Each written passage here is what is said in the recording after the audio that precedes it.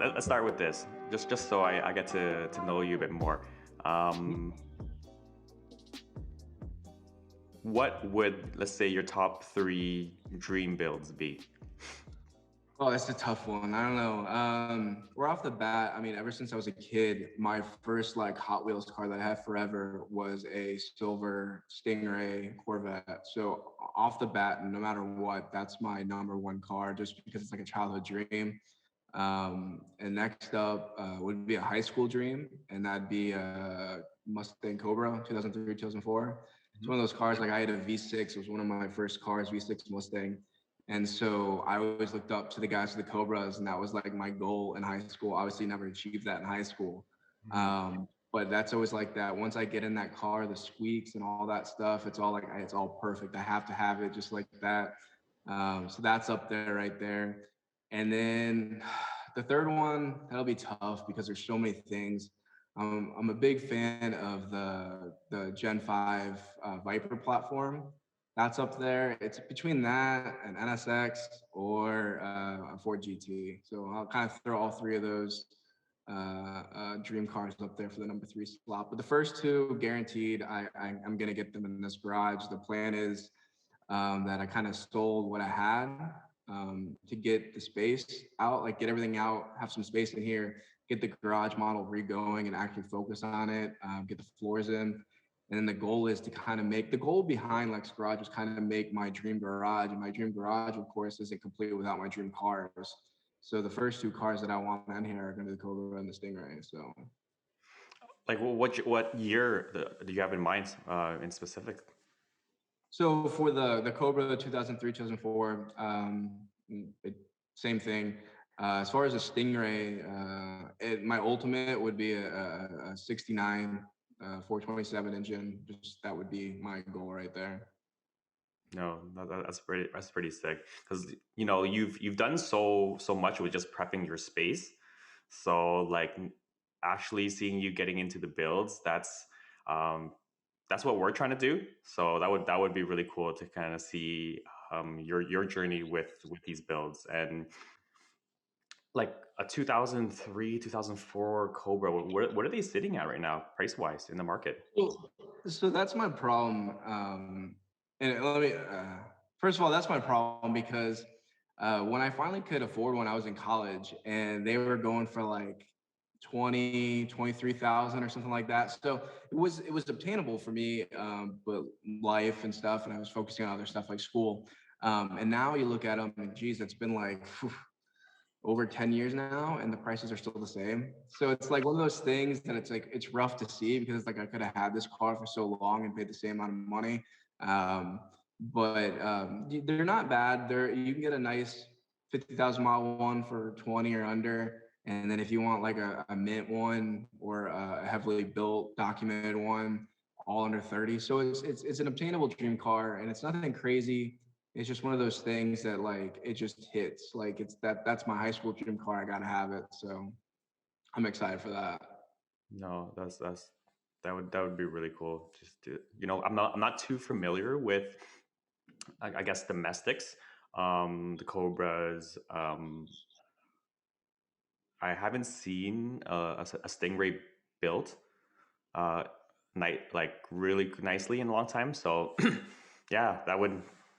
We're No, gonna pop up like the one that I have in mind right here in just a minute. I'll send that over to you so you can pop it up there. But yeah, my dream is to do like I love the old aesthetics of it with the fender flares, and it's just. But my whole goal for it, and that would be the Cobra. I kind of would want almost like a stock one, just like I want that, and I'm gonna have that forever. The Stingray, I want to do the retro mod. Like it's got to have like all the updated stuff. I want like instead of like the chrome trim, I want to make it black and just make it like a new age muscle car, and that would be my ultimate goal for that one. That would be the longer build, mm-hmm. Mm-hmm. and that's kind of what started this whole Lexgarage thing. Is so when I was at my other house, we had a normal 2-car garage. We only had one kid at a time. I finally bought my Stingray, like my dream car. It was awesome. I had huge plans for it. I put it in the garage. I instantly just started tearing it apart. Took the seats out, took the carpet out, door panels, everything off. I started redoing everything. I had like literally boxes piling up in the garage of like new brakes, new rotors, all upgraded stuff, all current age stuff. So it was going to be nice. It could actually stop. I was getting an LS in line to drop it in and take the old, like I think it had a 350 or some horrible engine in it and slow. And then like as I'm starting to put it back together, I had all the pieces. I start putting it back together, and my wife got pregnant. And it's like it wasn't the fact that she was pregnant that I had to get rid of it or anything like that. It was just we didn't have the space. Like once you have a kid, you know how it is. Like that's gonna take one spot in the garage. That car wasn't moving, so then we have one car access to the garage only, and it was just a hassle, like to get stuff in and out and stuff like that. Like we couldn't move that car if we needed more space to put the car seat in. So it just didn't work. So man, I ended up selling that thing for like pennies on the dollar just because it was in pieces and I didn't want to deal with it. I sold it for like I'm honestly like $2,000, and it was like, and I threw in all the parts too. Like the parts were like $5,000, and I was just like I wanted to get. I make horrible decisions all the times, and that was definitely one of them. So yeah, that one stings a little bit, but yeah, No pun intended, but uh, yeah. yeah, there's it happens, man. That's it's sometimes life happens, and you kind of have to make those decisions on the spot. So, yeah, don't beat yourself up for it. I'm sure whatever you get and whenever you get your next one, because you don't. When were you planning to start looking for a new chassis or like to start the build? Well, so then we moved out here, and one of the big things that, because we wanted to get a bigger house because were having kids on the way, and I'm glad we did because we had another one after that. Was I wanted garage space. My wife wanted land for the dogs and kids to grow up on because she grew up in Oregon with like a farm and stuff, so she's used to that. I lived downtown before I met her, so this isn't my lifestyle. But I was like, whatever, if we're gonna do this, then let's get a nice big garage space. So we found this place that has a huge. We have a 3-car garage, and then it has a huge, ridiculously oversized detached garage, which is 2,400 square feet. So now I can have my car in pieces and it can sit, and I'm not bothering anybody. So that was the goal. And then instantly, I was like, I got to get that Stingray. Like, I got to get it. And I found one and I bought it. And it's actually a really funny story because so I found this Stingray, ideal car, great price, local to me. It was in Steel City Gray, which is a really rare color, and it's just like a nice, like kind of medium dark shade of gray, and it was beautiful looking in pictures.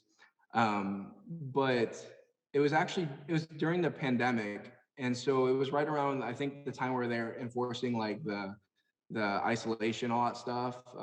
So I didn't go see it, and I'm talking with this guy over the phone, and it's kind of like it started off really easily. The deal was going all smoothly. We agreed on a price and all that stuff. And it came to the day to go pick it up. I was gonna just pull up with a trailer, load it on, and drive off, and not like interact with them or anything like that. Just give them the money. I ended up calling them in the morning and like, hey, do you mind waiting a little bit because I called the bank and they were supposed to have my money ready, but there was a cash shortage around that time of the pandemic, so they couldn't give me the money. And they apologized. They said it'd be a couple of days. And I called this guy and I told him, and he's like, he got really offended. Like, oh, this is gonna ruin everything. You promised we were gonna do it today. I'm like, this was out of my hands. Like, what do you want me to do? I can't do anything about it. And he's just really rude. And I was like, all right, no deal. Like, if you're gonna be like this, then sorry. Like, if you don't want to wait, what are we gonna do? And then he called me back a little bit later, like 2 hours later. He's like, dude, I'm so sorry. Like, oh, and let me go back and say that I was saying like I can transfer you, wire you the funds bank to bank, like, and then you can wait until you get the money and you can wait till you see it in your account, then give me the keys. And he's like, no, that's not okay. He wanted a cash deal. I was like, whatever, you're not being reasonable. So he ended up calling me later and apologizing and saying he was going through some hard times or whatever, like with his wife. And he lashed out and he apologized. I was like, you know what, let's try this again or something like that. And he went back to the whole like issue with the cash. I'm like, dude, if you want to take a wire, then you're gonna have to wait. And he didn't want to wait, so it ended. Anyway, so a couple days later, and I'm like missing. I'm like, man, this was the one. I got the space for it. I already was online, like buying parts and stuff. Like that's how I am. I already have parts coming, right? And Yeah. so um, I'm online, and it pops up on eBay, and it pops up on eBay for cheaper than he was selling, like wherever I think I Corvette for him. And I was like, you know what? eBay, it's cheaper. eBay does wire like you have to pay electronically, which just blew my mind that he's doing it on eBay and he's allowing that now, which made no sense. But maybe he out of desperation or something, or realized that he screwed up, and maybe because there's a cash shortage, he should do a different option. Um, and so what I was like, let's try this out. So like, I think we agreed at like 18 or something like that initially. So it was like, it was a car that needed some work. It wasn't like a mint car or anything like that. And I was fine with it. And then, so I see it on eBay and he had it for like 9 grand. I was like, maybe it's a low reserve or something. So I bid on it and I'm watching it. And it's like an hour before it goes and it just goes. I won. So I got the car for half the price that I agreed to pay for it, 9 grand. I was ecstatic. I was like, hell yeah. I'm setting up the transport. I wire him the money right away. Man, that car showed up 2 days later. It was a piece of shit. Like there was like it was like, I don't know if you're familiar with, like, people call it bubba jobs, but like on these older cars, a lot of people will just kind of fix stuff themselves with different, because everything's like screws and stuff like that. It's not like fasteners, it's just Phillips head screws. And he just like bubbled the whole car. Like the fender, I think it was in an accident. So he took a whole new front clip and put it on and then did like body work. So you can tell in pictures, but like instead of the wheel well being a circle, it was like a it wasn't even. And there he did a paint job on it, even though he said it was original Survivor car. It had like fish eyes. There was still like the sanding like residue, like the water, all stuff in the engine.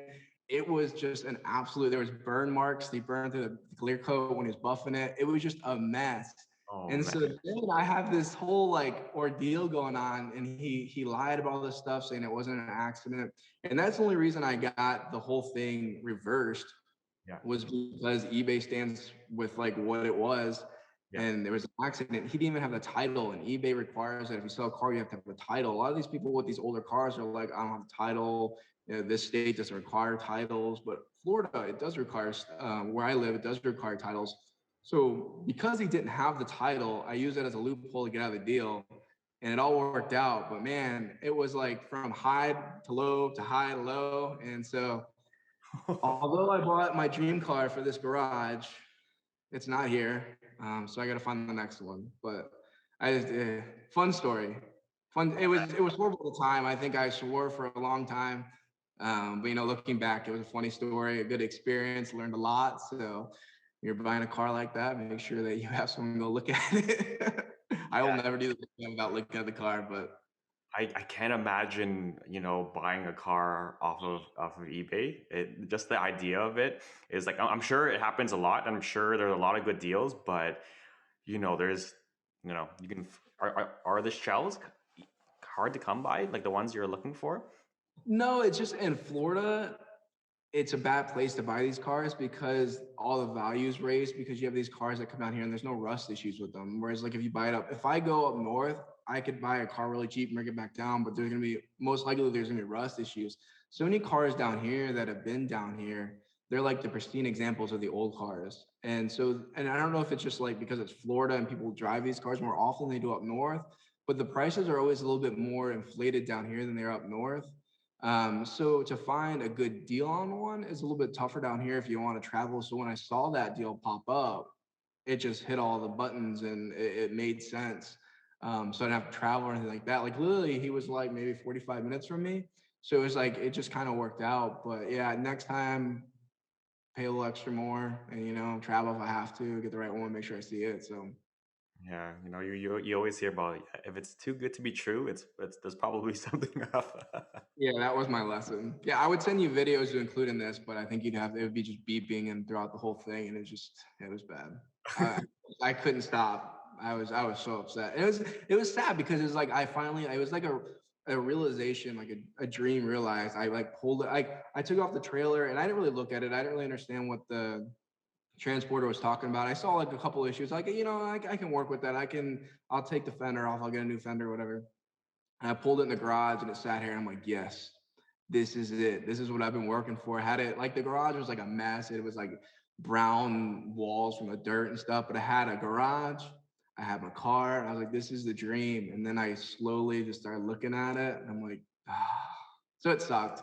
It was like a pit in my stomach that I had to get rid of it and stuff, and then couldn't do the build in the garage. But it all worked out because then it led me to that was my thing. And I was like, you know what, I'm just gonna get rid of the other ones too, focus in the garage, and that's where we went with that. Hmm.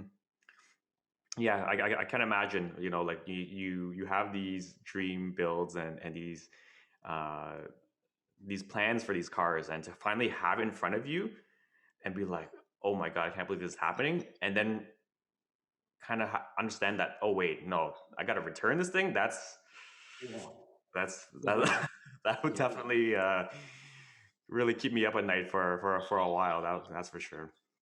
Yeah, that's why I kept thinking in my head, you know what, I should make this work. I can make this work. It'll be a little bit extra money, but I can make it work. And I really wanted to make it work, but it just wasn't. It didn't make sense. And I guess I don't know. But next one, right? It's always about the next one. Of course. Like we talk about this dream build and your dream garage and Lex Garage. So where did this start? Where did your kind of passion for cars, like, you mentioned that you're into bikes as well. So Yep.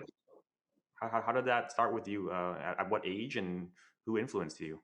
Well, I mean, I think it all starts off like a lot of us with Hot Wheels. I mean, I was influenced huge by Hot Wheels. Like I said, my first Hot Wheels was a silver edition Stingray, and that sparked my love for those cars. And I mean, just as a kid growing up playing with Hot Wheels, as cliche as that sounds, and my kid loves Hot Wheels, so I'm passing along the obsession now. Um, so it started with there, and then as I got older, became friends with like one of my best buddies right now, and that's all we would do. As soon as we got our licenses, that's what driving was like a passion. Before we even got that, right when I got my license, I just drive over his house. We'd play Forza.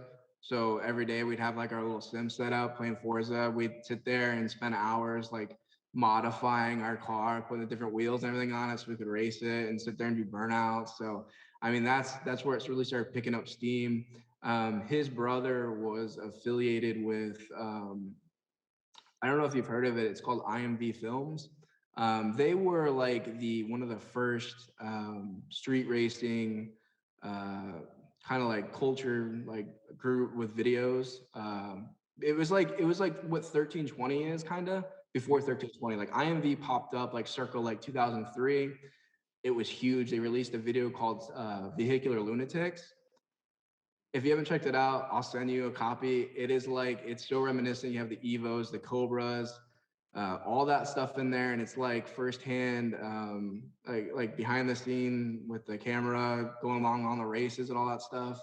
And so we would just sit there and watch that over and over and over. And then like, all right, we're done. Let's go outside and do some donuts and stuff like that. So that's what really picked up steam, and it just kind of took off from there. Like I got my first car. I know it's not much, but at the time it was like the shit. I had my V6 Mustang.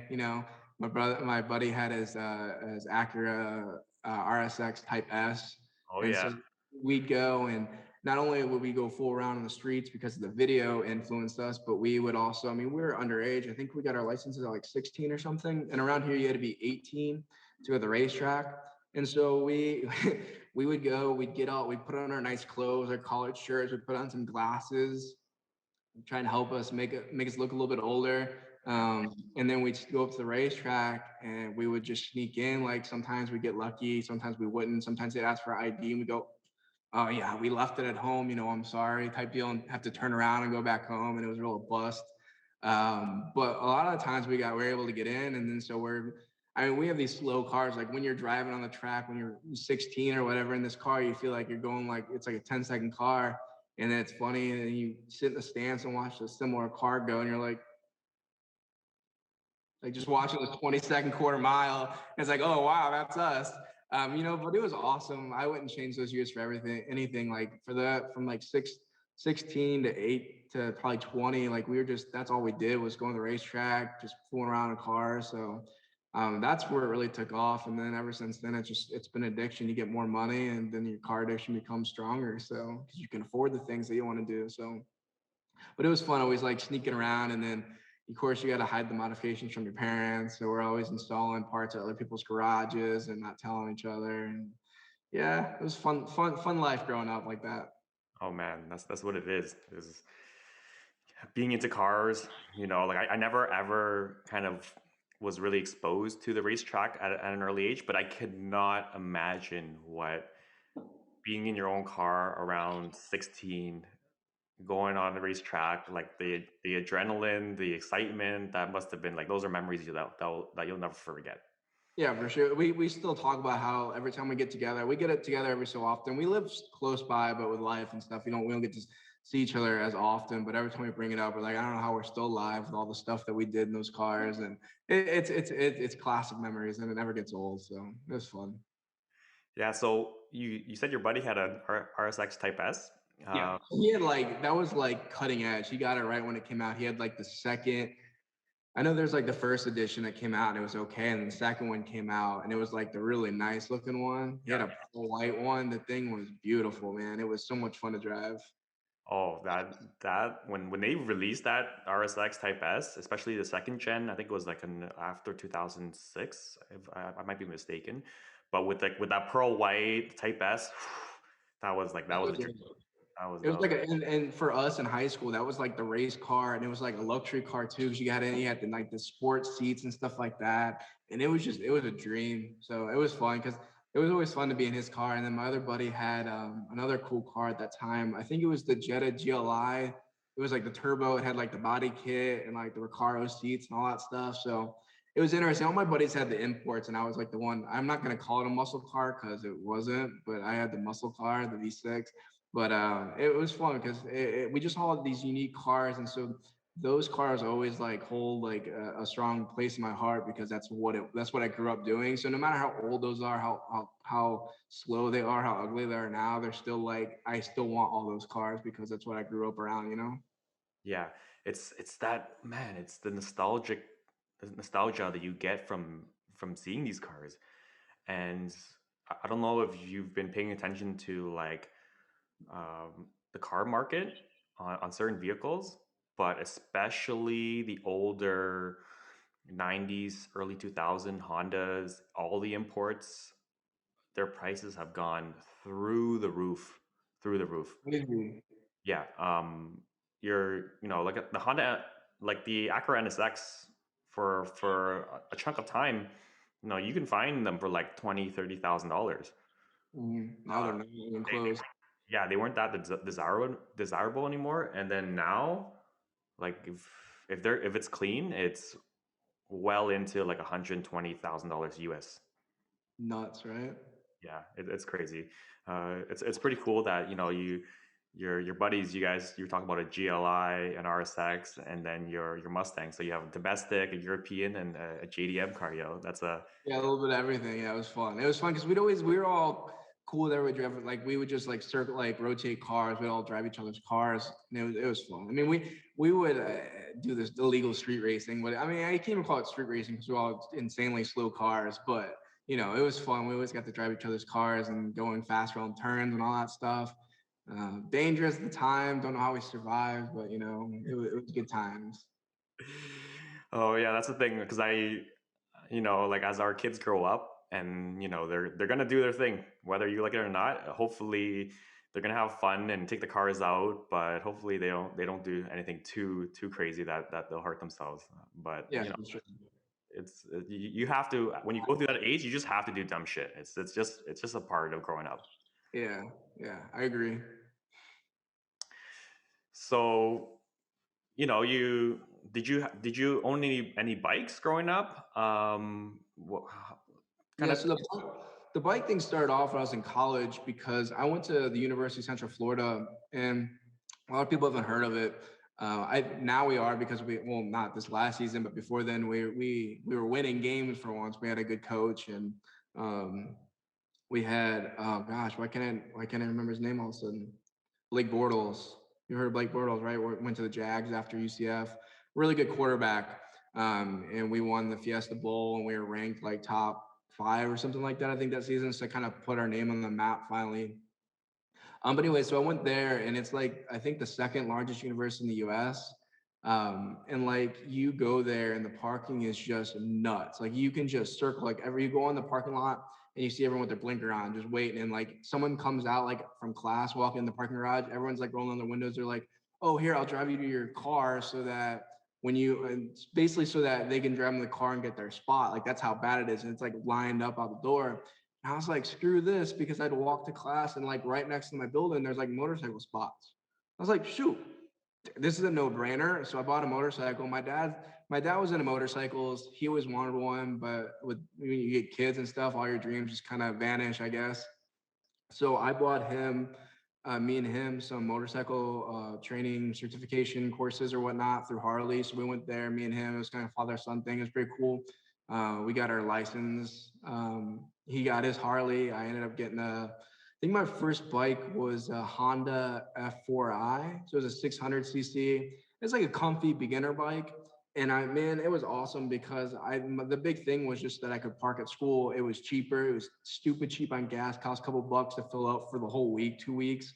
I could pull up to class 2 minutes before, park, walk in. It was a dream. So that's where it all started. And then my buddy, my good buddy, he got into bikes. He's always been into bikes, but he bought one shortly after me. I want to say he got like the same. I think he got an F4i too. So then we started. It went from a simple school transporter method to a transportation method to like a hobby. And so we drive around everywhere. And then my dad got his Harley. We'd go to like Daytona Beach, New Smyrna, drive all the way, all that fun stuff. And it became the hobby. And there's not many cool roads around here, but we found some, like a few of them. So we'd go up and we do like the twisties and stuff like that for what it is down here. There's not much.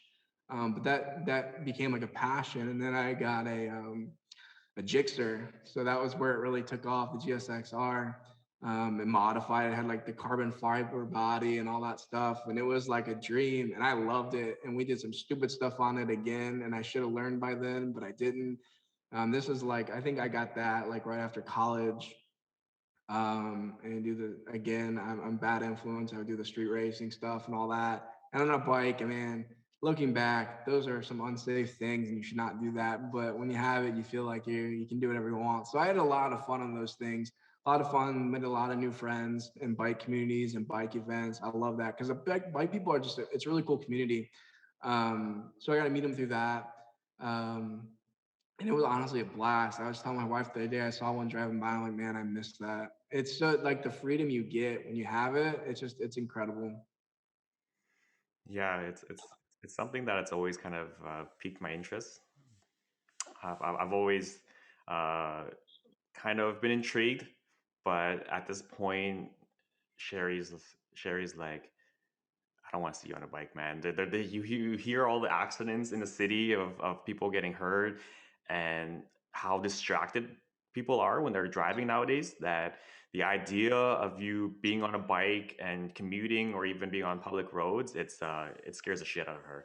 So Yeah, for sure. I mean, that was one of the cool things about when you learn to ride a motorcycle and start riding a lot is your awareness, because you think you're aware now because you drive a nice car, whatever. There's something about like when you're driving a bike, you have that sense of freedom, but also at the same time, unknowingly, you're just watching everything. So you get this like sense of awareness, and you're always paying attention to everything around you because that's what happens. Literally, someone just comes and hits you. And like knock on wood, I never crashed or got hit, but I had so many close calls. Like I remember coming home from school one night from college. I'm 3-lane road, 55 miles an hour, driving down the right lane.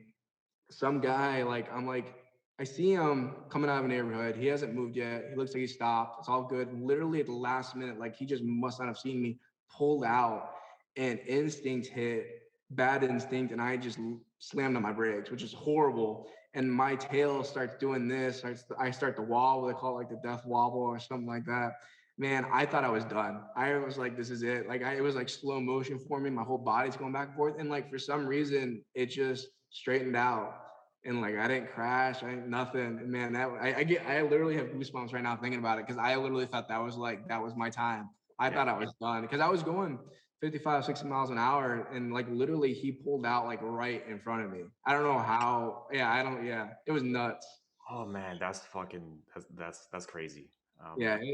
And that's why like bikes are fun. It's a toy. You can't use it as like a commuter really, because then especially in Florida, it's too hot.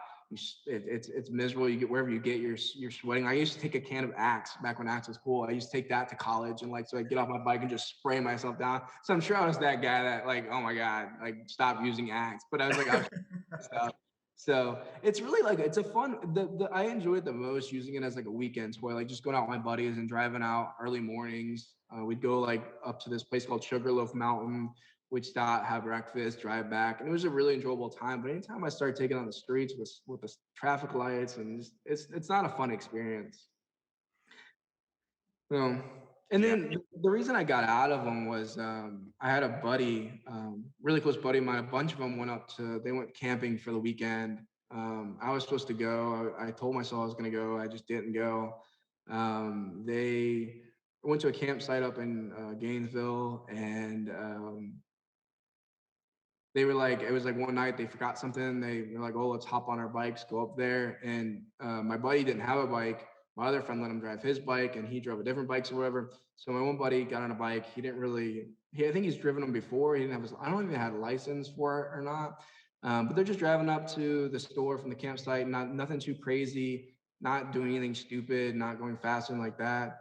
And I don't know the whole story. I kind of never wanted to really fully ask about it, but he I guess went around a turn and lost control and like literally just hit like the one tree that was there, and like he had some complications with the accident. He ended up passing away, and so after that point I was like, I just couldn't ride anymore. So I mean, I miss it and I still want to get back into it, but after that hit, like I sold the bike and I just kind of walked away from it altogether, because that's the thing about bikes is you don't know like anything. Like he was doing nothing wrong. He just things happen, like some gravel on a turn can just change everything, and that's basically what happened for him. And like, man, it was rough. And like seeing everything after the fact, it was like I don't want that to happen, so I had to be responsible and just like walk away from it just because it's rough.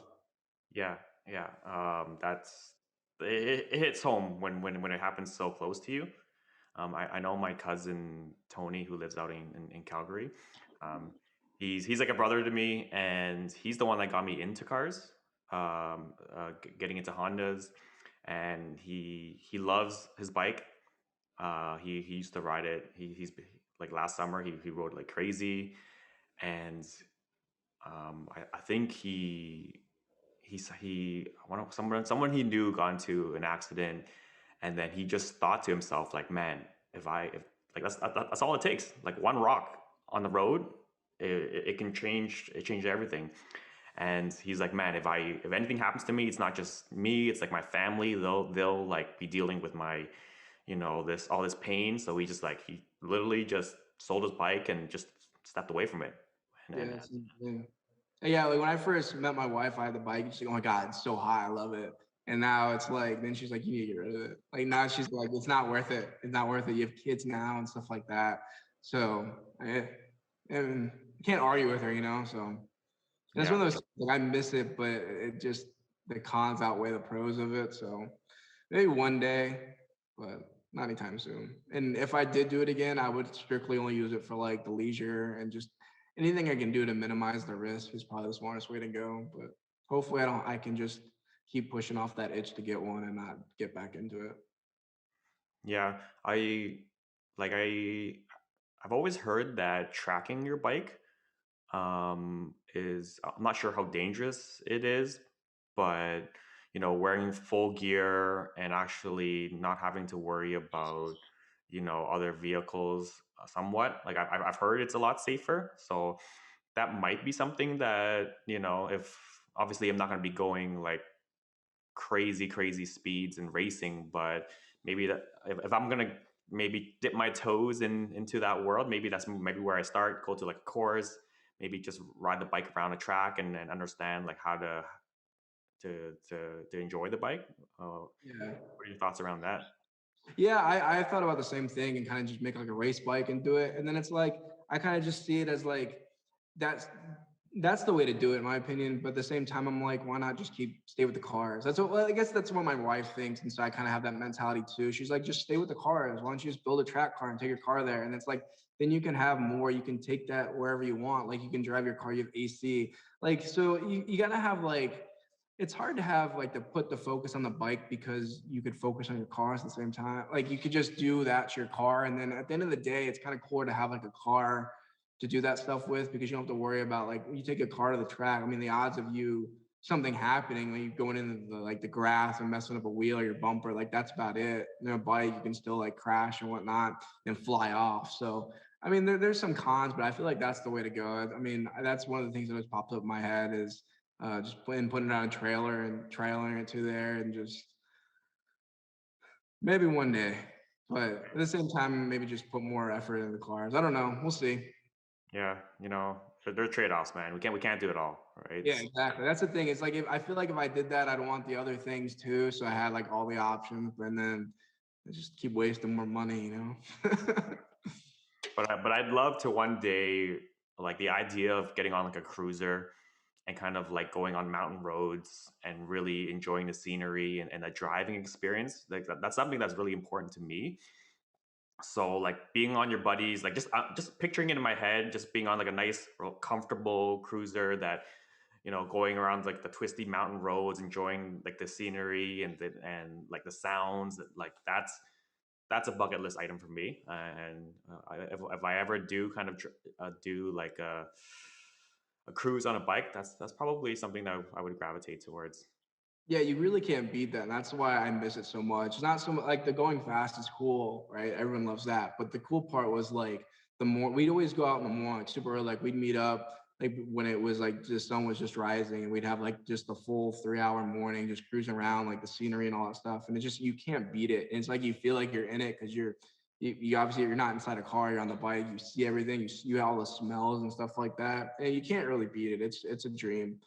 But yeah, definitely get the cruiser. That's the way to go. My dad has a Harley, and like we'll go on like long ride, or we used to go on long rides, and like I'd have to pull over every so often because my back was like done because I'm on a sports bike, and he's just like on this comfy like lazy boy seat on his Harley. He's like, What's your problem? I can go another couple hours." So that's the way to do it, though. Is get on a nice big bike and just cruise. Yeah, and like I have my one friend who like he loves riding because like you touched on earlier, you kind of have to be present. You can't be thinking about like what you're gonna eat for lunch.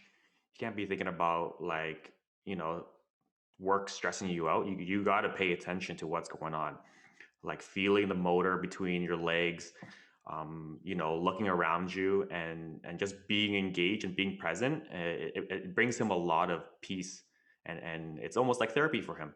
So Yeah. I think that's a big reason why for for us car guys, like and driving bikes, and it's that's why driving the cars, driving the bikes, it's almost it brings us so much joy because we it's an opportunity to kind of escape from everything and to really just enjoy the present moment, right? Yeah, it's even truer as you get older and stuff. You start having kids. It's like that alone time too. I mean, as much as I love my kids, you can't beat like that feeling of just being alone in the car and doing like a nice little pull or something, some country roads. Or the coolest part about living out here is we have all the country roads. So like my drive home and stuff like that, sun setting, just have these long country roads to drive on. You have the windows down, and just you can't beat that feeling. And every time you're stressed out or something, you just get in the car, and it's just like that calm, just relief, and just it makes everything better. And nothing beats that. Yeah, yeah, I agree.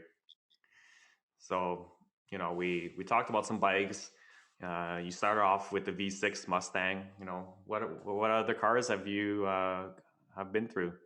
Um, so I have a bad habit, and my wife makes me aware of my bad habit. But like, I love cars, and like you would think that I would keep them, but I don't. Like I'll get a car and I'll modify it and race it and love it. And as I'm doing it, I'm like already like looking for the next one. Like I just move on to the next one so quickly. And I don't know why I do it, but it's always about the next car all the time. And that's why I'm hoping like I get these other dream cars and I kind of put a stop to that, because doing this stuff is a true waste of money. Not only are you wasting the money when you pay the taxes, but I'm a nice guy. I'm not a great business guy as far as comes to like profits and stuff like that. Just because I'm always that guy that doesn't want to like overcharge. Like I understand how I know when you buy a car, you want the best deal you get. So I'm like, all right, well, I'm firm. All right, I'll give you $1,000 off if you come tomorrow. Like, I'm just that guy. So not only am I losing the money on the taxes, but then I'll sell it for less than it's worth just because I want to be that nice guy. And because I want to share that experience with someone else and make it easier for them to obtain. So it's a really bad habit. I can't even count how many cars I've had over the last like 2 years. I try to dabble into the import scene. I've always been an American like V8 guy. I was trying to be sensible, but still have fun. I needed a four door, so I looked at Subaru has like most reliable car ever, and everyone loves them. And they have like that little huge community, they have that huge community of like enthusiasts, and those people that have those cars love them. And so I was like, okay, let's try this out. So I bought a Subaru WRX, and it was supposed to stay stock. It wasn't supposed to. I was supposed to just be the family car. Upgraded everything on it. It was loud. It had like the spool was insane. The exhaust was insane. Like my wife hated it because she wouldn't get in it because it was like she was pregnant at the time and it was like shaking too much, and she hated the drivability of it. So I think she drove in it one time to dinner, and that was it. So basically, I took this car that was supposed to be a reasonable, economic, like a good on gas car, and I completely ruined it. And I spent like, I think I only had it for like, I think I bought it in like November, and I sold it like 4 or 5 months later, like $8,000 in it, modifications. And then I spent more money having the shop because I didn't have time because I was just busy. I had a shop take everything back off so I could sell it, and just that was a mistake. But honestly, the reason it wasn't so much that my wife didn't like it, it was just that it didn't hit for me. Like not having the rear wheel drive and the loud, like the turbo noises are cool, but it's like they're cooler if you have a V8 with it or something like that. Like I like that loud grumble. And although that was a fun car, I felt like it was missing something. So I sold that one, and then I went back into my normal cars. I've had several Corvettes. My most recent one was a C5Z06. It was supercharged. It was a blast. One of the cars that I missed selling was that one. It was the light, really fast, really quick, handled well around corners because those cars are super light because they have the fixed roof. And that thing was just like a bullet. I think it was only like 650 horsepower, so nothing like insane, but it was fast enough to like put you in your steed. It was a blast to drive. Yeah, you're just saying like, oh yeah, that wasn't too fast, 650.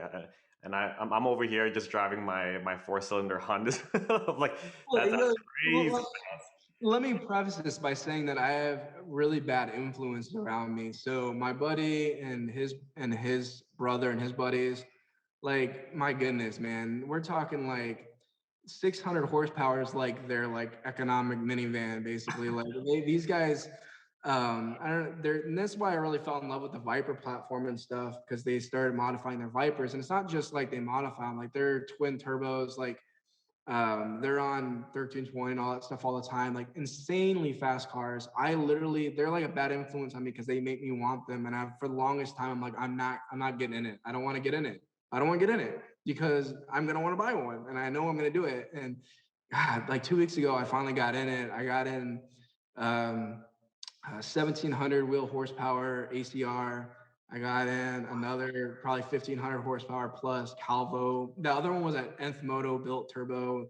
Then I got in a Calvo built turbo Viper ACR, and then I got into I can't remember the name of the company, but then I got in a twin turbo. I think it was 1300 horsepower twin turbo Huracan.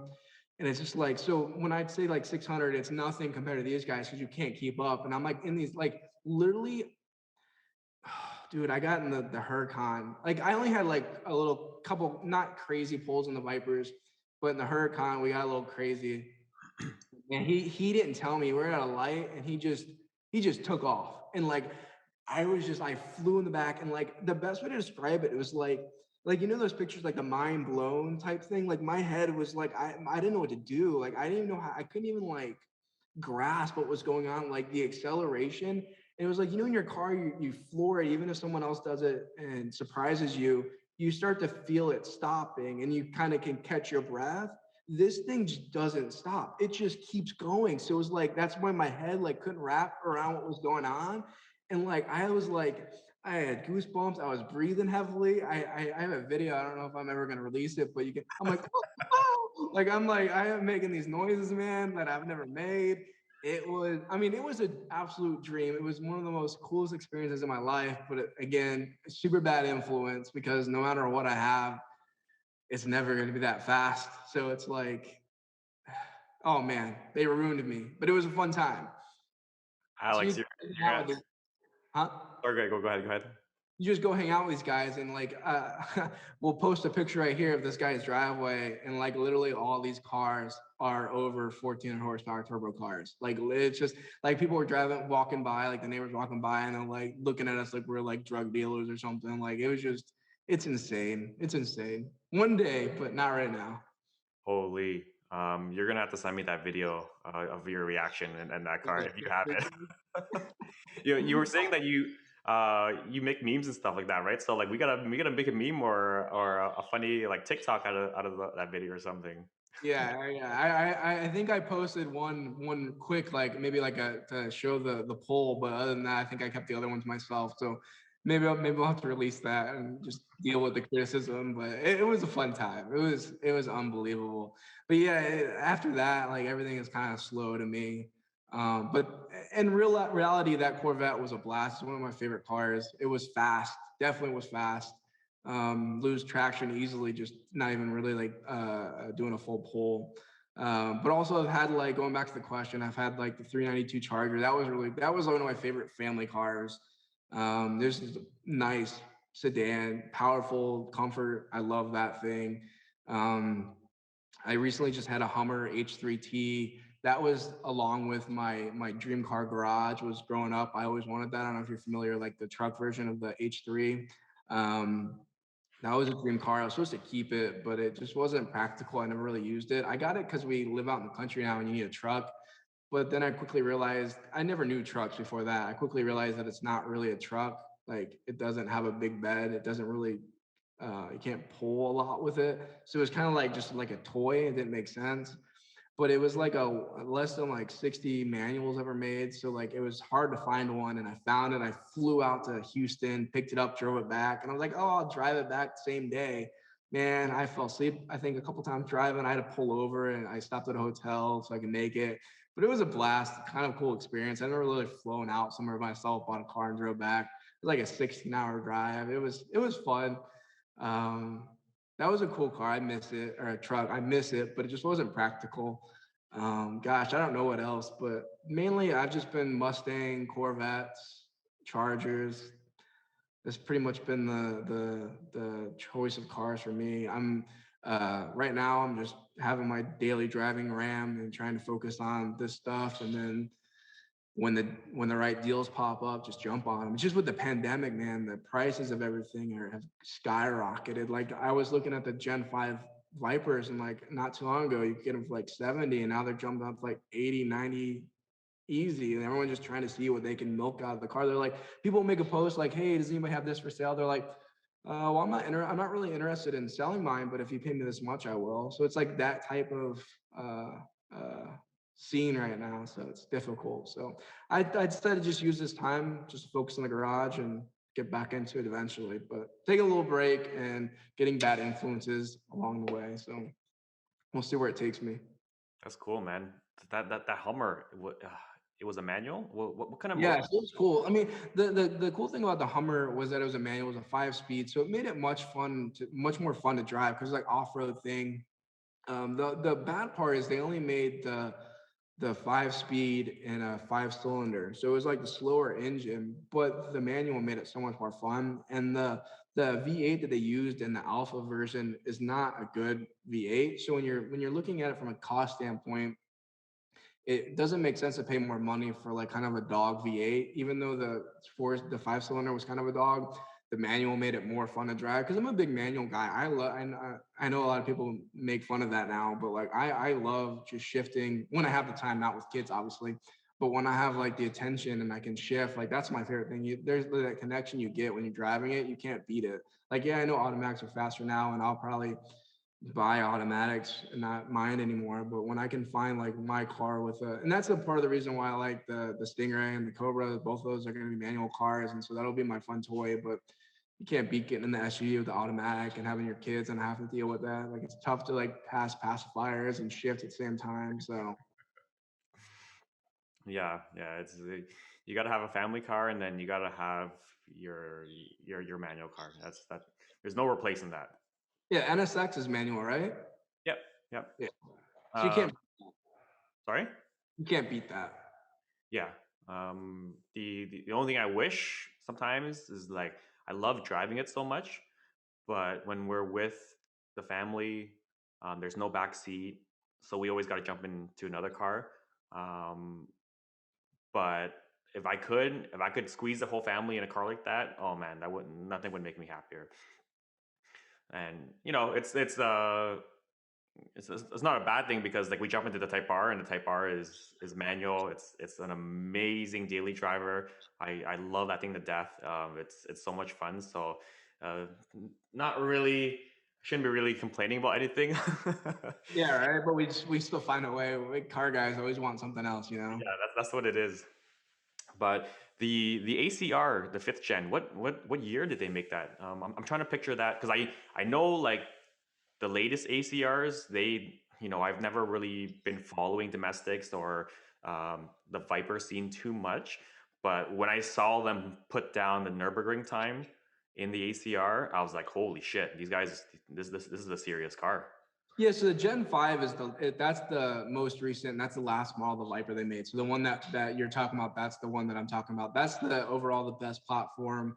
And usually like Vipers kind of flew under the radar for a long time. Like people didn't really appreciate what they were. And then recently with like the builders like Nth Moto of Minnesota and Calvo over in Texas, like they just changed the game. They offer these turbo systems like they have like these stages. You just pay them. I don't know, probably like, I don't want to talk about the price, but you pay them money and they just change the whole dynamics of your car. And just they make these builds like these cars I'm talking about, these 1600 horsepower cars.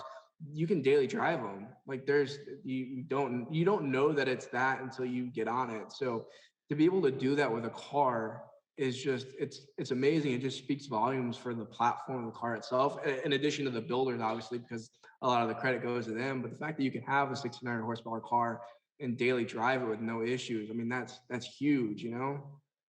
Yeah, So that's yeah, it's that's my favorite one. They have the other ones. They have like the Gen 3, which is like the convertible. That was like one of the more popular. I guess the Gen 2 was probably the next popular. The Gen 3 and Gen 4 were kind of like the same. They had the convertible Gen 3 and the hardtop was a Gen 4. They were pretty popular. The Gen 5, man, it's just a dream. And the Gen 2, I'm sure you familiar with those, like the blue with the white stripes. Those are like the classic ones that you can't really ever escape. Those are a blast as well. so let's jump into Lexgarage, man. Let's talk about how that started. You know what it means to you, and where you plan on taking it. Yeah, man. Like, so it all kind of like we said. I start off talking about like not having the space for the Corvette, and like that was a dream that like I lost because I didn't have the space for it. And I was like, I don't want that to happen again.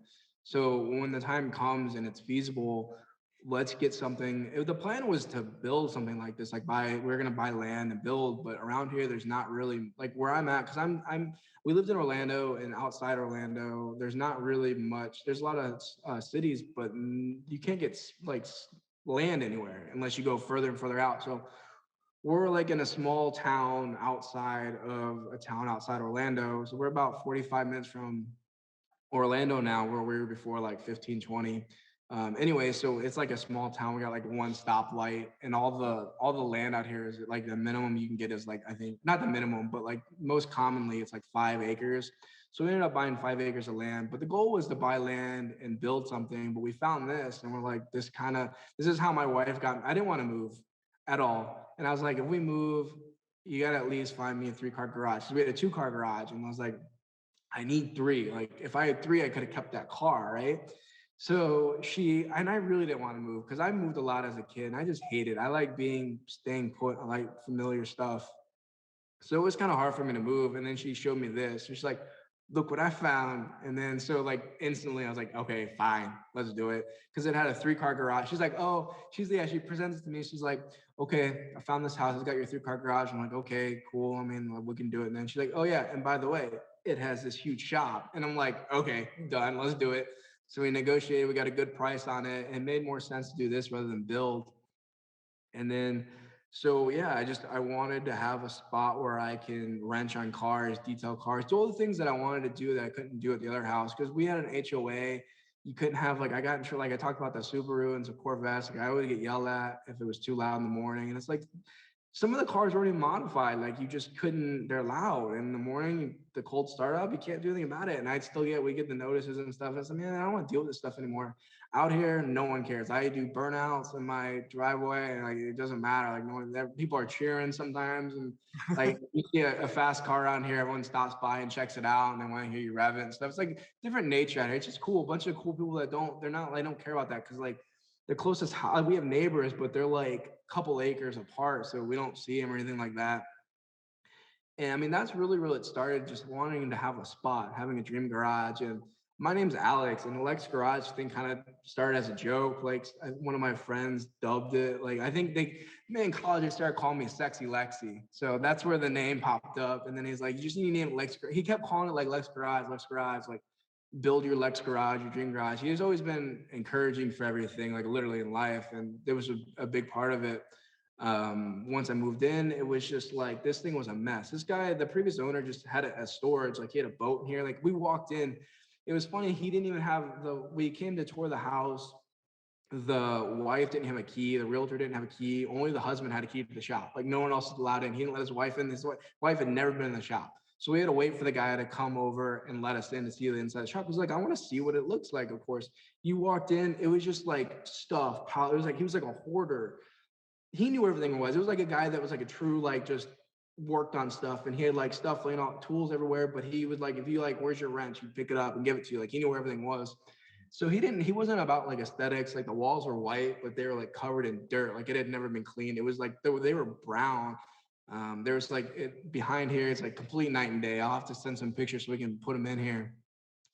But anyways, so my buddy was like, you need to just redo it, like start doing the be this your thing. And it was always on the back burner. It was always like a dream of mine to like now I have the space. Now I need to start doing something with it. But we had our kid, we had William, the middle child, about a year before we moved into here. And then we moved into here 2 months later, my youngest was born. So obviously everything got put on the back burner. So I had these dreams of like making this spot cool. And I literally had no time. We came out here and we used it as like a playground basically because it's hot in Florida, put a basketball hoop and kids would scooter around. And it was kind of like just a play place. And then I slowly did stuff here and there, kind of cleaned it, like put stuff around, but really nothing. It was just an empty spot with random like storage, Christmas stuff. And then the pandemic hit, and that's where everything really took off. So like right before the pandemic, I started suffering from depression pretty badly. It got worse when the pandemic hit. I mean, anybody with like depression take like people interaction and stuff like that away, and like we kind of just isolated ourselves out here to be safe, and that kind of took a toll on me. And my buddy really pushed me to like refocus my energy, like it'd be good for me mentally, and refocus on the garage. And so I mean that's what I did. Unfortunately, it started like in the summer and the heat. I didn't have fans, I didn't have anything. So I'm talking like I bought a thermometer to see, or temperature gauge to see how hot it was in here. And like a lot of times I'd be working out here 97 degrees, just dripping sweat. And so I didn't have a lot of time, but I really wanted to I had my wife pushing me and my buddy pushing me just to do it. Like it'd be basically try and shake off what was going on in my head. So I really like I'd put the kids to sleep, and I'd come out here from like um, 10 to 3 in the morning every night, just working on the shop, painting it and fixing it.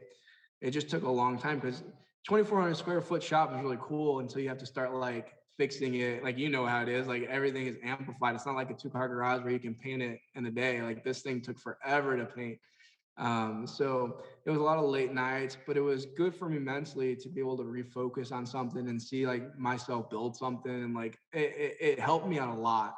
So honestly, the Lex Garage is really built out of like a way to kind of escape the depression and help me mentally. It was never about anything other than that. Like I wanted to just, my big thing in my life has always been wanting to help people. Like that's what I love. I love like if I can just help someone, that makes me happy. So with the depression and doing this stuff, I slowly started doing stuff. I'm like, I don't know how to do this, you know, like I don't, how do I do this? And I'd Google stuff and I could never find a lot of answers. And so I was like, you know what, I'm gonna make this, I'm gonna film this stuff and I'm gonna share it on I started on Instagram because I didn't really want to be on camera. I wasn't really familiar with that stuff yet. So I started sharing stuff on Instagram and people would reach out and I really started enjoying it and it helped me mentally as well because people would reach out and I get to help them. Like they'd ask, "Hey, how'd you do this?" And I was like, "Oh, I have the answer. I can help you." And like that just made me feel so good. And so it just that pushed me even more. Like, keep doing it. Look at all this stuff that you're doing. You're making a positive impact for people. You're helping people. They're not stuck like you. Whereas like I'd have to like spend like for my pressure washer build, like Matt did a great job doing the design and everything he offers. But if you want to do it differently, like you don't, there's not much out there to tell you how to do it. Like people show pictures, but there's never anything like how to do it, like the fittings and stuff, like stupid stuff like that between like a national MPT versus MPT. Like I didn't know what that meant. And like it was hard to figure it out. So I was like, I want to do that. I want to show people how to do that. And I just slowly started sharing things and just slowly started helping people and it made me feel so good. I mean, I was like, I'd start sharing stuff and I get like 5 likes. It's like, it sucked. And then I'd have somebody like, because no one, I was like, no one's interested. And then I'd have someone reach out like, "Hey, how'd you do that?" And I was like, yes. And I got to help them. And I just felt so good. And man, that's just like snowballed. I just started doing it, pushed me, helping people push me to do more and more in this garage. And like literally, if I wasn't helping people, I don't think I would ever did this, ever finish this or get close to where it's at now because I didn't have the motivation. I mean, when you're depressed, man, it's rough. You don't have motivation to do anything. Like I literally took care of the kids and worked because I had to. But anything other than that, like at once the kids went to sleep, finally, I'd sit on the couch and play FIFA until I was just too tired to do anything else. Like that was my life. And so that was not good for anyone with depression is to not like do anything else. And we weren't going out doing that stuff. So this was a lifesaver, literally, to be able to come out here and put my passion into something and help people. And like I said, it just snowballed. And now like I get like 50 messages a day, like just literally for questions, helping them from detail projects. Like it kind of snowballed into detailing and the garage stuff. It started off as a garage build, but it snowballed into so many other things. And I literally get like 50 messages a day asking questions. And my goal is like I answer every single one of them. I'll message every single person. Right. And people are surprised and they're like, "Oh, I'm sorry to bother you." I'm like, dude, no, this is literally why I started this is I want to help people. Like I want to be that guy that answers the questions. And no matter like I so many messages, it takes so long. I spend so much of my day to help people, but it's like I don't view that as time. I don't view that as a hassle. I absolutely love it. I love no matter how stupid the question is. Like some of the like, what's your dilution ratio for this? Like they think that's just they're like so sorry for bothering me. I'm like, no. Like ask me, and then they feel comfortable and they send me like 10 other messages. I'm like, awesome, keep it coming, like whatever you guys want. And I mean, I'm still struggling with depression, but I mean that stuff helps so much. Like just the community of people that you meet by helping people and doing this stuff. I mean, it's been huge for me. So Lex Garage kind of evolved into a brand and now a business, and it really just started as a way to escape depression and make my mind better. And it's kind of it's funny looking back how this all started and where it's at now. It's crazy because it's only been, gosh, I started that last summer, maybe like June. So it hasn't been a long time, but I mean, the impact it's made has been huge on me. I don't know if I've impacted a lot of other people, but it's impacted me a lot. So it makes me happy. It's nice to look back on and see like all the people I've helped and stuff like that. And it means a lot when people say thank you and stuff like that to me. Like don't make a post or whatever. And like even with the labels, like people wanted me to make them for them initially. And I was like, you know, fine, if that helps you, if that makes me happy. That's how it started. People were like, I posted like, "Oh my gosh, can you make me one?" Because it was never my intentions to make them and sell them.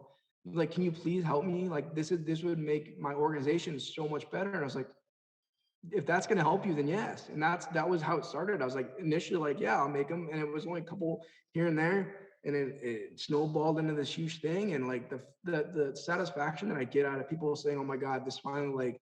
This made everything so much better when I'm detailing is because I can see it looks good. I know what chemicals I have in there now. It fits. Thanks so much for doing this. I mean, that means so much that I took this little simple project and helped so many people with it.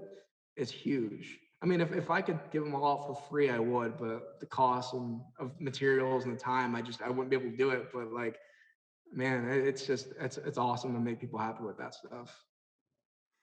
No, that's a really dope story, man. And I think that's why we kind of gravitated towards each other, because you've always kind of shown us support, giving us shout outs, and it really means a lot to us. And hearing you talk about your depression and how that affected you, and and how you kind of approach that situation. It sounds like you have a really awesome support system. Your wife, your friends, they seem like really, great people that really encouraged you to do, or at least try something new, and see where it heads. And look what it's kind of grown into. Yeah, right. It really just it's still surprising to look back on sometimes. So it's neat, and yeah, I can't agree with you more on the support system. It really helped me a lot. Like I wouldn't have like I've wanted to quit so many times, not in the sense that like it's so like I've never this is actually the first time like talking to people about depression other than like a few close people. Like I don't really talk to my family, like parents or anything like that. So it's kind of weird to get it off my chest and just kind of I feel like it's something to talk about. I feel like a lot of people probably suffer from it and don't talk about it. And you hear that a lot. People say like the same thing, but I think it's really important to kind of just talk about it and let people know that there's like ways to get out of it and stuff. Like, I'm like I said, I'm still struggling with it. I'm not out of it. Like, I'm seem like a happy guy, but I still have my struggles every day. So it's life. But you can always overcome it if you have the support system and you want to do it and stuff like that. So yeah, man, that's where we're at. So it's a huge thing, and it's just it's crazy how it turned into all this stuff. So. Yeah, there's a lot of stigma around mental health, and it's becoming more and more of of an issue for everyone. There's a lot of people struggling with it, and thank you for sharing that, because just you doing that and us putting this content together, telling these stories will really give people inspiration, giving people hope as to, like, what, if Alex took his depression and he somehow managed to find a way to kind of you know do something beautiful from it. um, that inspires people, and that gives people, like, you kind of pave the road. Because I think about this story, and I think about Matt and Access Garage, like what how his journey started. He was struggling with anxiety. He was like, really at a point in his life where his anxiety was just crippling him.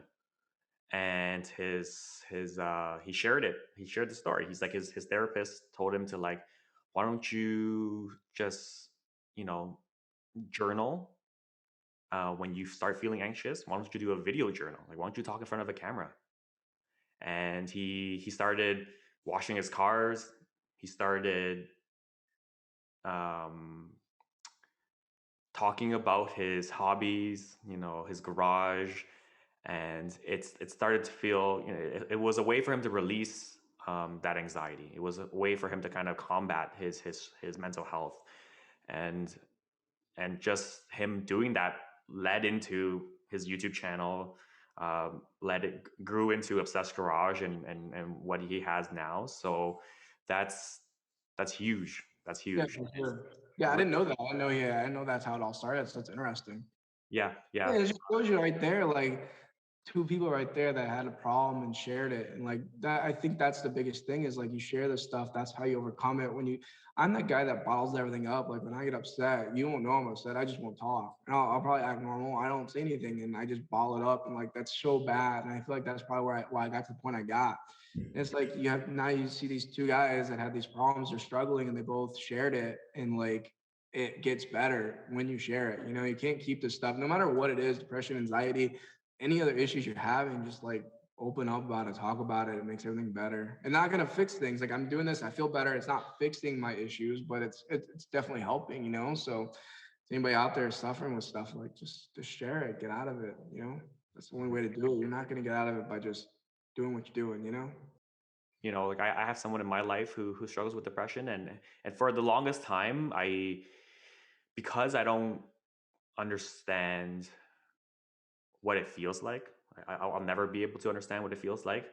Um, I was always kind of looking at that relationship through my lens. I was always kind of being like, oh, like, why don't you just try this or try that? Like, it's worked for me. Like, why can't you do that? And I've just learned that that was the wrong way of approaching it. Yeah, it's a different ball game, and it sucks for people like with you when you have people like that are close to someone with depression. They think they're helping, they're trying to do everything they can to help, but like when you don't understand it, it's like different. It's hard. Like, and I thought the same thing before I went through it. Like, you think it's just like, oh, you're sad. Okay, well, just do this and you'll feel better. Like, it's not something you can click on and off, and it's not something that's gonna go away in a week. It's one of those things, and it's like I don't know really everything about it. I don't know if I know how to fix it. I'd already try to fix it, but I've heard every piece of advice possible, and just like it doesn't always work. It's just the support, I think, more than anything, is what you just really need to offer people with like that. Going through anything, it's just support. I mean, that's huge. So the fact you're even like helping your buddy, talking about it, I mean, that's huge. Talking about it is huge. Talking about anything is huge. So props to you for that. That's great to hear. Yeah, A lot of people don't talk about it. So the fact, even like people without depression, like don't want to talk to someone about it. They just like, I don't want to deal with that. So I mean, that's huge. hmm hmm yeah. That's the big thing. Is just I started kind of like really dedicating myself to understanding how to kind of approach those kind of situations, and it's just like showing the support. Showing the support, like, hey, how you feeling today? Like, is there anything I can do to help?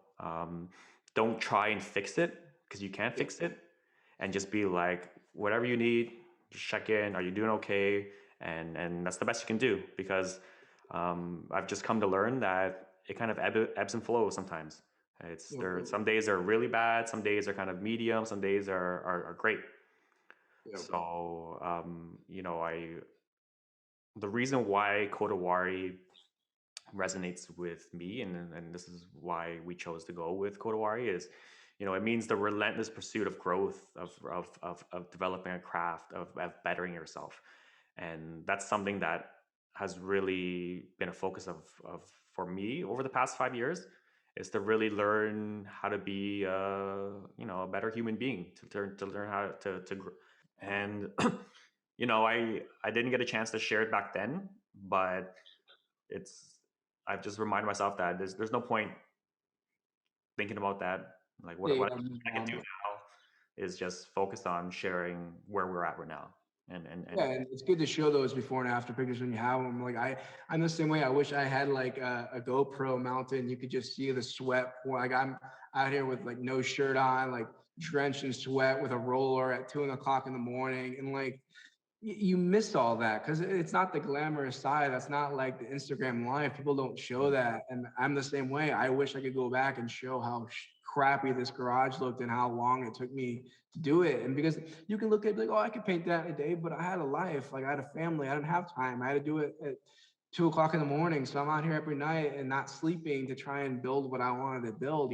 So I think that's huge, man. People just, and I was the same way, and I still probably am. I see that a lot of times, like, oh man, I wish I got that instead, or something like that. Like I talk about my cabinet, my tables, and how I like them a lot, and then I still see other people set up. So I'm like, oh man, I should just do a full array. I should just do it. I should just buy it. I'm like, that's no, like, you don't need it. You're happy with what you have. It works for you. It's convenient. Like, it's just so easy to get caught up in it. Like social media is one of those things that it's great and it's bad at the same time. You just got to know how to use it and understand that it's not real life. Like you've never posted it before and after, and then all you do, and then people see that hey, it's not this. You just moved in and he just put some flooring down, and there you go. Like it was nothing when you got it, man. So I mean, that's just commendable. It's huge. You put a lot of work into it, and I'm glad you showcased that.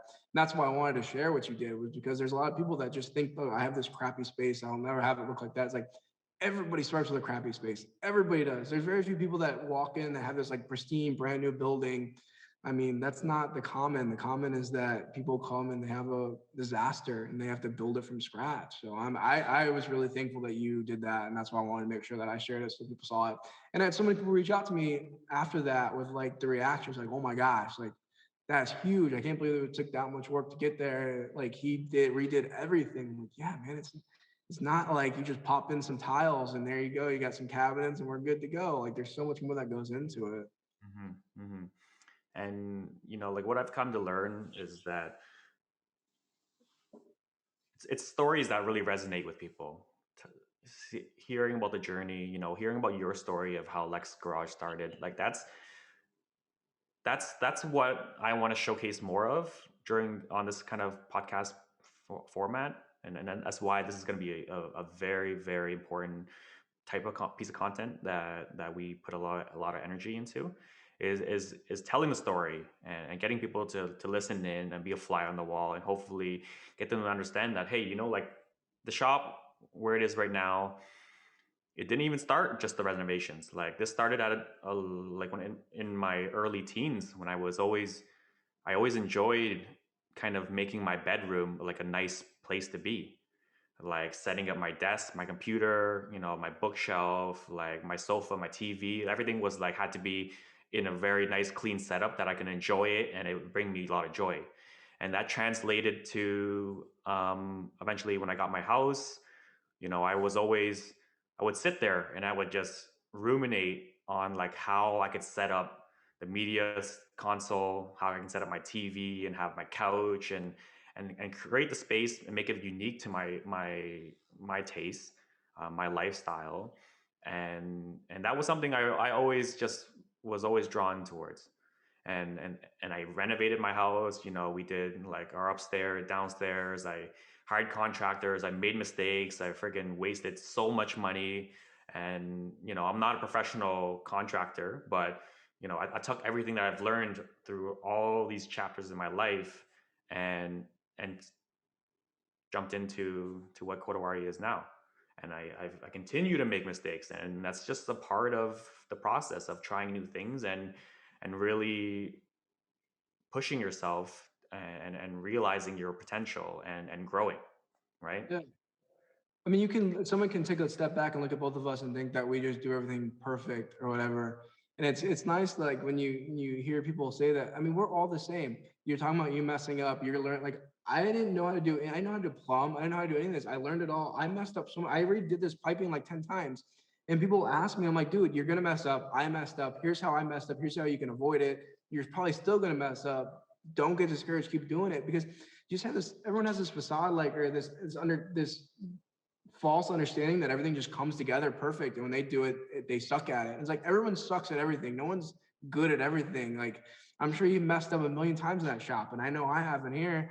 Like it happens, and I feel like people need to understand that you just gotta try things, try it out, learn stuff, new things. Like when I was painting my stuff, like because I didn't like blue, and I was like, I want to do something different. No one's done this yet. This is what I want.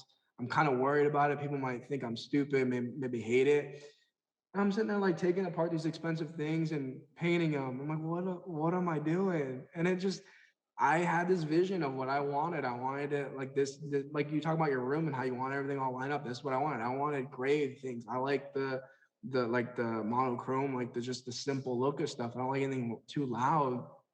And when I was doing it, I screwed up. I redid it, and I guess that's my fault for not really like elaborating on that and telling people off the bat, like when I make a post, like, hey, I did this and I screwed up a million times, but it came out good. And I just say, hey, look what I did. So I try to make more of an effort now when people talk to me to make an effort to describe that it's a process. And So, you've been operating Lex Garage for the past, I guess, since the beginning of the pandemic. hmm, Um, what do you, where do you see yourself in 5 years? Where do you see yourself like in the direction of your brand and where everything's headed? if you would have asked me that a little bit ago, I had no idea. Lately, I've been focusing more on that. I'm not like a future guy. I'm kind of like in the moment, which isn't awesome for businesses, but it's kind of one of those things where this kind of just started off of nowhere. So my goal is basically just to continue, get back into the YouTube with the reviews. Um, and start putting more attention to that and grow my brand more with social media and film and stuff like that because there's a lot of interest in there. There's a lot of people are looking for someone to try products out and give them more of an explanation and a review on those. Like I just got my low-rise bin pack lift, and everyone's super pumped about it. And they thought it was a great idea for detailing. Right now, I'm looking at my empty floor because I got rid of it without ever putting a car on it, and it just does not work out. And I mean, I learned a lot from that lift, and so I have a video coming out talking about that, so people have a heads up because there's really nothing on the internet about that lift, and I kind of took a gamble on it, hoping that Hmm. it didn't. So it's stuff like that where I really want to grow my brand to help, because that's where it started to help people. I want to help people in that, in terms of that, just trying out new products, so people have a source, somewhere to go when they're building the garage, and somewhere where they can go and find this information so they don't go through the same mistakes that I went and waste money like I do. So that's my main focus right now, is getting back in the garage. I have a lot of things in here that I've purchased over the year that I haven't installed, haven't really talked about. So I want to get time to get back in the garage, start filming more stuff. Because it really just, at the end of the day, that's what helps people, and that's what I'm all about. So that's where I want to start taking the brands to, is back into that. Hmm. Hmm. Man, sucks that the lift didn't work out. I know you've been friggin' planning and working so hard to get that piece in the garage, and I guess that's the way it fucking crumbles sometimes, right? Yeah, lesson learned. I mean, it's my first lift. I'll be upfront. I don't know anything about lifts, you know. It looked like a good one. It looked like it had like the ramps attached to it. I thought it'd make it easy. But I quickly realized that there's different lengths of cars in this lift compared to other lifts. I think the lift you guys have those extra little wings to flip Yeah, up. yeah. This one didn't. So like every time I tried to put a car on here, I couldn't lift it up because it was like a little far off the jacking points. And another thing I didn't know is I didn't know you had to put them on the jacking points for like a platform. I thought you could just drive on and pick it up. I didn't know you had to worry about the blocks and put them under the jacking points. I just thought because the platform was so wide, it would hit the jacking points, you'd be good to go. But apparently Hmm. not. So lesson learned, and stuff like that is what I want to spread to people, because no one knows everything. Everyone's looking for that source. And a lot of times on social media, especially on YouTube, is no one wants to like expose themselves, I guess, is and explain those things and make those stupid mistakes. And oh, you didn't know that about lists or whatever. And I don't really care about that as long as it helps people, you know. So I'm not out to like look like a know-it-all. I'm just kind of want to go out and share my knowledge and help other people so they don't make the same mistakes as me. Yeah, man, that would be super dope.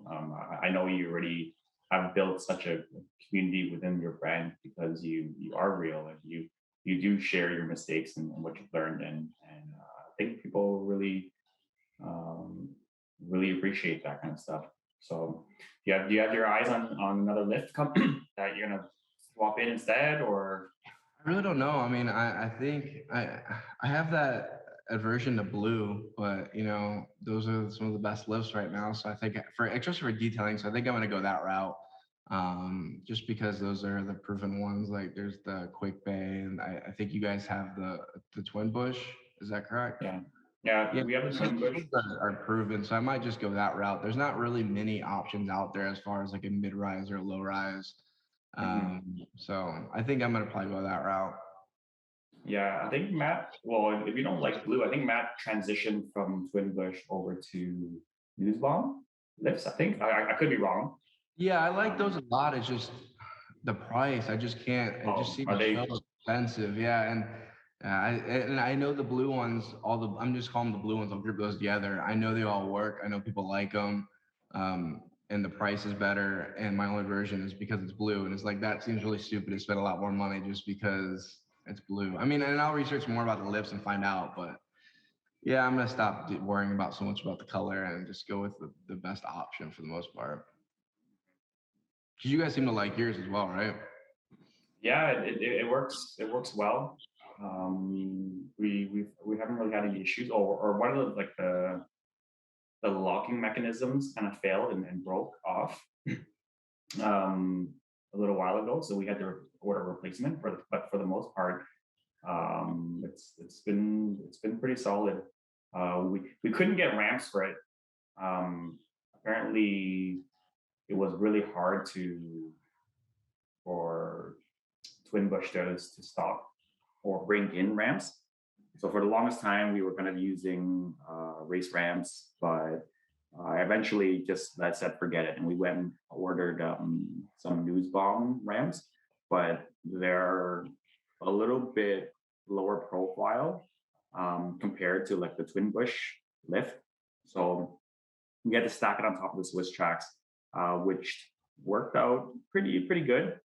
But the NSX is really low, so even with the ramps and Swiss tracks, um, I we were working on the NSX yesterday, and I had to take off the side skirts just to lift it Oh up. shoot. Yeah, see that's the problem is I want something that and that might be I might have to spend the money and get one of the expensive ones. I want one that where I don't have to worry about all the little things because you, with detailing and working on cars, you have such a wide my places where all my buddies bring their cars and they're all different, they're all lower and stuff like that. So I want to be able to have that one where everyone can just drive up without issue and just it's all about convenience, I guess. So Yeah, I'm thinking probably like just maybe don't if buy the dream would be eventually moving to in ground, right? That would be cool. Yeah, that would be cool. It's just this shop is pretty old and it's got some cracks and stuff like that. So I'm not messing with anything like that. And that's why I'm not really looking at a 2 post. Or probably a 4 post Yeah, down the road because I don't want to drill into the ground and deal with that stuff.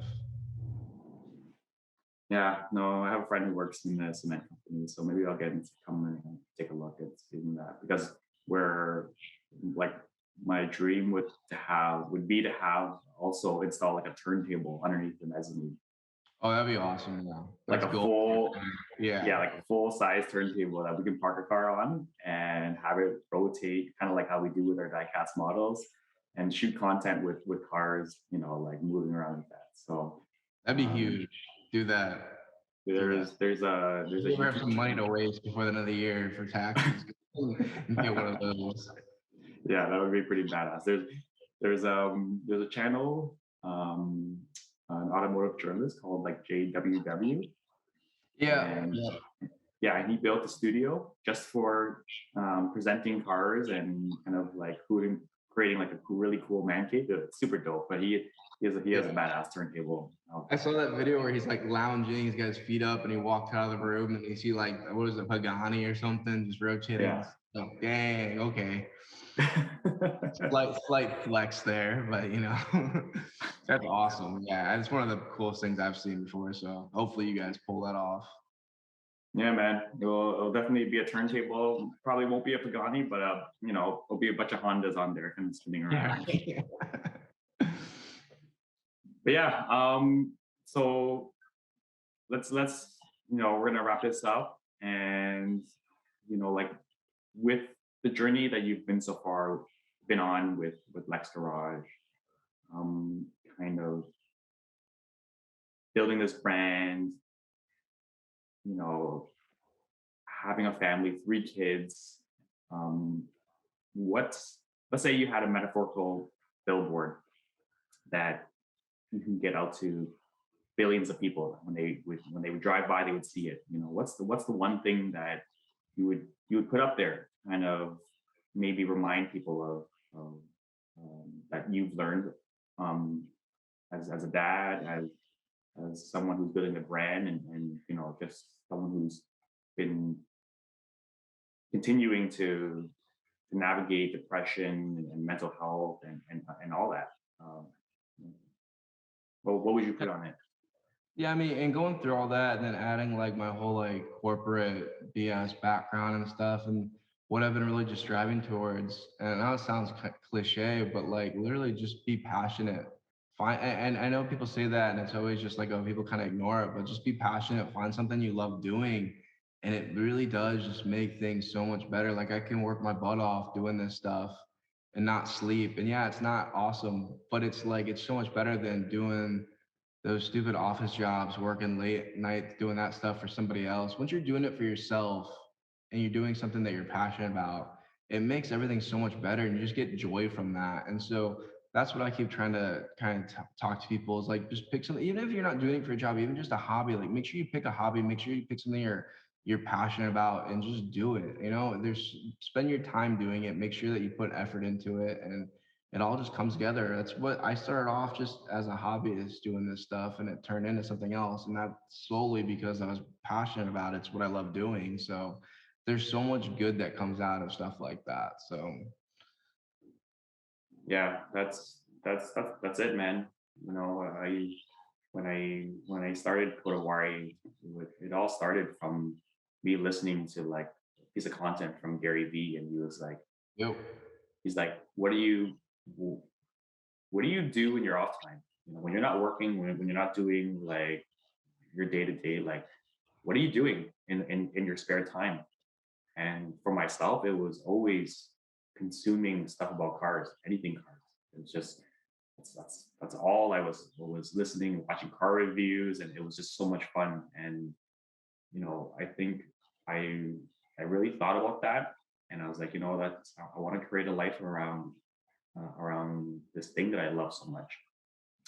And even with my team and each individual member, when I look at who they are as a person, what they find enjoyable, and um, what they what might seem like work to other people, but when they're doing it for that specific person, it's just, you know, it's not, doesn't feel like work. So for one of my guys, Dave, you know, he loves working with his hands, and we're getting into wrapping paint protection film, and it's just something that brings him a lot of satisfaction. You know, laying that panel of PPF, like he takes so much pride in like problem solving, and to other people, that might just seem like a lot of work, and it's just like, oh my, how can you stare at one panel and lay PPF and do that for like all day? But for him, it's he loves it. He loves it. Mhm. And I think, you know, a big part of what we're trying to do with Kodawari is hopefully inspire people to go after those those little things in between the lines that they really enjoy, and hopefully, you know, build a life around it, which Yeah, would that's you what know. really drew me to you guys is you guys all about passion, and you don't just limit yourself, and you're not afraid of like failure or like if something doesn't work. Like I've seen you guys like from the beginning do something and it doesn't work, and then you guys keep doing it, and eventually it works, it starts picking up, and you guys keep going in different areas and just keep expanding. And it's not like you're not just going for what works right off the bat and what's easy. You guys just keep expanding in every sort of area, and that really like inspired me and put more stuff in my head. It's like for anybody watching and stuff like that, they're like, oh, but I can't do that. I can't do like just do it. It literally, and I know Gary Vee and other people. I'm a huge, so my billboard would say just listen to Gary Vee, honestly, because he has so much good advice. But it's really just the art of doing it. Like anybody can do this stuff if they just do it. But that's the first step is you gotta just get over that fear of failure or expectation that it's going to take off right away. It's not. Just find some of your passion out and just start doing it, and then the rest will follow. So Yeah. I mean, you guys made like a TikTok and it probably didn't get any views, and then you guys made a TikTok a couple months later and it went viral. You know, it's just one of those things where you just keep putting effort into it, and the success comes with it. If you're passionate about it and you put the energy towards it and the work, it happens. The universe, I think, I forgot who says it, but it's kind of like rigged in that way that you put the effort in. If you want something, you're gonna get it. So just do it. You know. I think you Right. guys are like the exact model of that. You guys are each, you guys all have, I can sit there and pick out each person's passion just by watching what you guys do. I know what everyone that that works for you and works with you is passionate about. And it's crazy to see that they're all able to do that at their job with you. I mean, what you created is huge. I don't think I've seen anybody do something like you've done. So, and crazy inspiring. And you guys are, it's so much fun to watch. I'm just waiting for it all just to keep taking off because you guys just keep growing and growing and getting more and more exciting to watch. So congrats on that though. Thanks, Alex, man. It means a lot. And yeah, it, it looks like that's what it is, right? We're still stumbling through it. We're still trying to figure it out. We're still making mistakes every day, but at least we're kind of just headed in the right direction, and we kind of just adapt and kind of make adjustments as we go. You're doing it, and you're doing it with what you guys are passionate about, and so that's what makes a big difference. Like if you told me that you're going to start talking about model cars, I'd have been like, you know, like what? And now you guys have blown this up, and I'm like, I want model cars like this, you know. So it's like it's really cool. I like that you guys just keep going. You're not just staying focused on like simple general things. You're getting into like the nitty gritty details of what each person's passionate about and bringing that out and like opening up a whole community that I didn't really know was there, but they're all appreciative that you guys are doing it and you're getting other people like me that had no idea about it want to get into it. So that's the cool stuff. That's what I find inspiring a lot. Yeah, with the model cars, it was even like it wasn't even about trying to bring in another source of revenue for the business. It was never about that before. It was always we loved collecting model cars growing up. You know, Alan, he runs Otaku, and he's always been so passionate about tabletop photography. That's just been his shit. And you know, these two doors opened up, and we're like, "What do you guys think? Is this a hell yes?" And everyone was like, "This is a hell yes." And we're like, "Okay, you know, we're trying to build the ultimate destination for car culture." So these model cars, and you sent me that you found your Stingray Hot Wheels. Yeah, man. That's dope. 1981 still in the box. And it's got like literally, it has like the grooves in the paint that you can feel. And that's what I remember as a kid, just feeling the little. And my kid was out here the other day trying to play with it. I'm like, no. So now I got to find another one. So I want to give my kid one, but I want him to be able to play with it. So I don't want to give it this one yet because I track it down, but I'm going to try and find another one and get it for him so he can play with it because that'd be just pretty cool. But yeah, man, it brought so many like nostalgic memories back and it's just awesome. So I can only imagine how it is for you guys. You guys got boxes and boxes of that stuff, so I'm sure it's fun. Like I was watching those videos, you guys just playing with toys, you know? And you hit it on the head. Yeah, you guys just did it because it was a passion. And look at what it's like. Literally, what I was saying. Like you found a passion, you just started implementing it in, and it's working out for you guys. So it's literally as easy as that. As silly as I mean, it's not easy. Nothing's easy. But like if you're passionate about it, you put the energy towards it, and you just do it, it comes. So. Yeah. You just gotta have faith, man. You just gotta have faith and just put in the hard work, and you get there. Yeah, Lex, if people wanted to learn more about you and to kind of follow your journey and your plan, like what platforms are you most active on and you know, all that? Yeah, I'm most active on Instagram just because it seems to be the easiest tool to like share information and my build and stuff like that. But like I said earlier, I'm really trying to get back on YouTube because I know a lot of people enjoy that. I get questions all the time like, hey, can you do a video on this? Can you do this? So I'm trying to find the time because it takes a long time to film stuff. But Lexgarage on Instagram, and then I have Lexgarage YouTube, and that's going to start growing too. So follow me in both ways there and get some good content. Hopefully, help some people out through both of those. Awesome, man.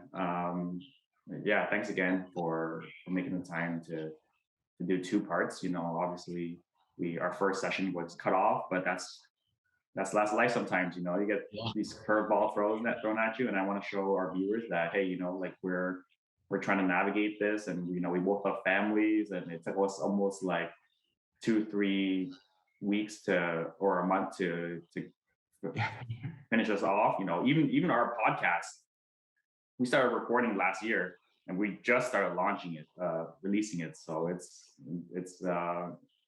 tricky sometimes, but you just gotta keep at it. And you know, I want to thank you for sharing, you know, and being so raw and sharing your journey with your mental health and everything. I think that's gonna really, you know, that's the stuff that we need to talk more about. It's really important, along with, you know, all our dreams of, you know, our dream builds and the garages and social media. Like mental health is a big one. So thank you for that. Yeah, for sure. Thanks for having me. This was fun. I mean, like I said, I've been watching you guys from the beginning, so it's kind of cool to have this and I'm looking forward to you guys keep growing and doing more stuff. Keep it up. It's been fun. Yeah, I really appreciate it. So yeah, we'll have to do a round 2 sometimes. Maybe if you're not too big for me at that point, you know, if you still have time for me. No, man, that's we're gonna do one. Maybe when the borders open up, you know, I'll come down to Florida and we'll go on a cruise or something.